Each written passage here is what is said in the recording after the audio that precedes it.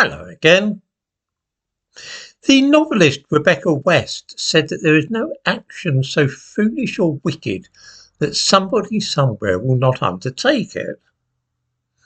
That being so, I suppose that it was inevitable that one day a man would tear up a copy of Islam's holy book, wipe his shoes with it, put a bit of bacon between the pages, and then set fire to it.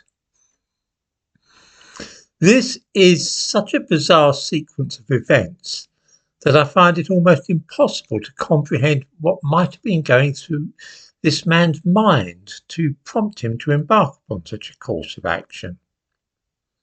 It cannot have been a momentary lapse of reason or a bout of madness or anything of the kind, because he had planned this well in advance, notifying the police of his intentions. I can honestly say that I find the whole thing very perplexing. I'm not a Muslim, of course, so the Koran is not a holy book to me. I have all kinds of scriptures knocking around the house. There's a few of them just taken at random from my bookshelves. I've got the Bible, needless to say.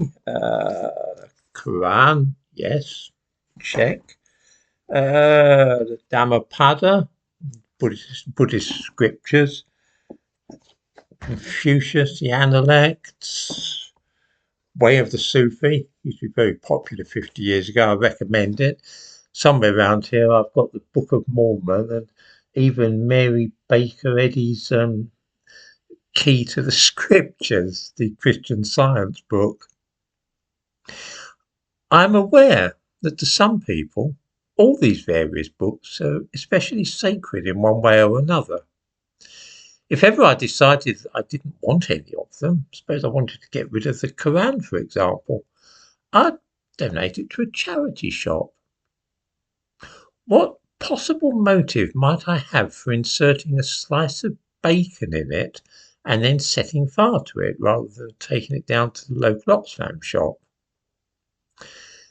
That doesn't mean, of course, that I think that anybody should be forbidden by law from doing such a thing. That goes without saying. I don't think that for a moment. But there are an infinite number of things which are perfectly legal and yet no sensible or normal person would do. There is nothing at all to stop me walking along the high road on a busy Saturday and picking up a piece of dog shit from the pavement and eating it. In the same way, there is no law which forbids me from picking my nose in front of other people on a tube train, say. I could, if I wished, walk down the street in my underpants without bothering to put my trousers on in the morning. Am I likely to do any of those things? Of course not, because they would all disgust some people who saw me. In just the same way, there was no law stopping the guy in Stockholm from setting fire to the Koran outside a mosque on a day which is important in the Muslim calendar. But some of those who saw what he did were certainly disgusted. Just because I can do something doesn't mean that I should do it. I have an idea that some people are going to comment here and tell me that the Koran is a particularly wicked book with all kinds of terrible things in it. Much the same could, of course, be said for the Bible, which contains penalties such as amputation of the hand and stoning to death. Most scriptures are like that. They're a mix of very good and wise advice, mixed in with stuff that most of us would probably not think was a good idea. We can accordingly read them and use our reason to adopt the parts which are good and reject the other stuff.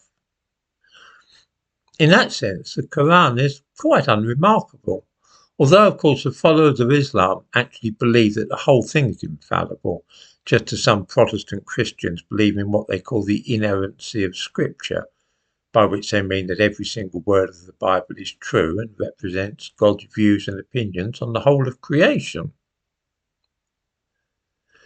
Then too, of course, the sight of any book being mistreated is a shocking thing to me. The German playwright Heinrich Heine wrote in 1821, where they burn books, they will ultimately burn people as well. To me, book burning is a very special kind of barbarism, and whenever I see it, an alarm bell starts ringing in my head. For all these reasons, I found the burning of the Koran in Sweden yesterday disgusting and frightening in equal measure.